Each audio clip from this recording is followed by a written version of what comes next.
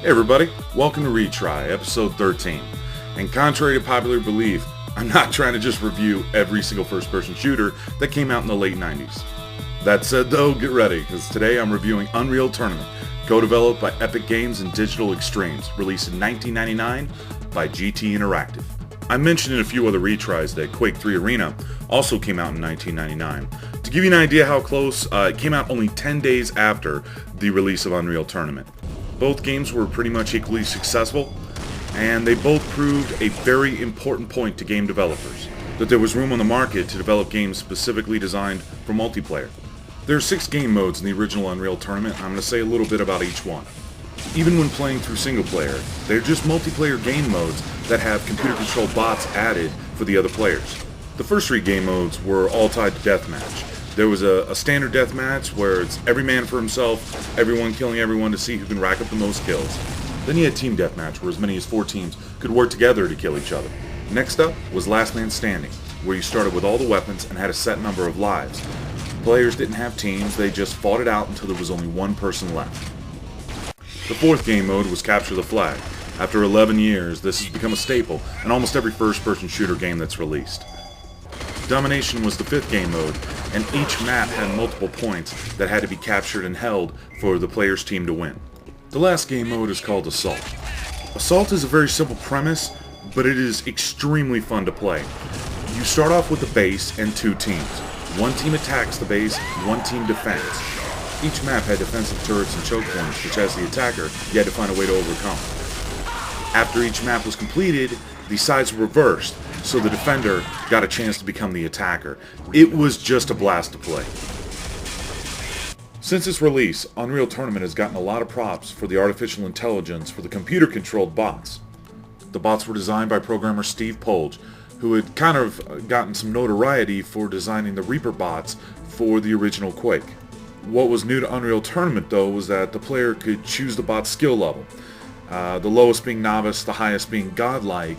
You could change individual factors like the bot's aim, its aggressiveness. Features like this just didn't exist in previous first-person shooter games. The variety and the complete customization really made it feel like even though you were by yourself, that you were playing with other human-controlled players. In the year 2000, Digital Extremes announced Dark Sector, which was supposed to be the sequel to Unreal Tournament.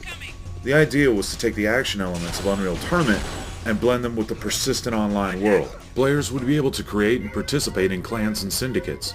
Players would be able to watch their characters evolve, much like in current MMOs, learning new skills. This version of Dark Sector would never be released. The title Dark Sector resurfaced in 2004 with an entirely new plot and story and direction of the game. It was released in 2008 on the PS3, Xbox 360, and PC, and was completely changed to be a third-person action game rather than the first-person as the original Unreal Tournament. The game is set during a biological outbreak in a Soviet bloc country sometime in the near future. It lost all of its original connection to the Unreal Tournament series. Homegrown modifications to Unreal Tournament were supported and sometimes even endorsed by GT Interactive. There were thousands of modifications made for Unreal Tournament, and this is by no means an exaggeration. Shown here is Tactical Ops, which is one of the more famous mods that actually received a retail release. It focused on using realistic weapons and wasn't the only mod to do so. Another one of my own personal favorites was called Strikeforce. There were so many well-developed mods that it greatly increased the lifespan of this game. If you were tired of playing regular old Unreal Tournament, you just made a few quick downloads and they completely changed the game. The best part was that the majority of these add-ons were all free. Now, with the PS3 and Xbox 360, if you want to add something to your game, you know you're going to pay for that digital download. But that wasn't the case back in 1999. Anything you wanted as far as mod community, it was completely available for free.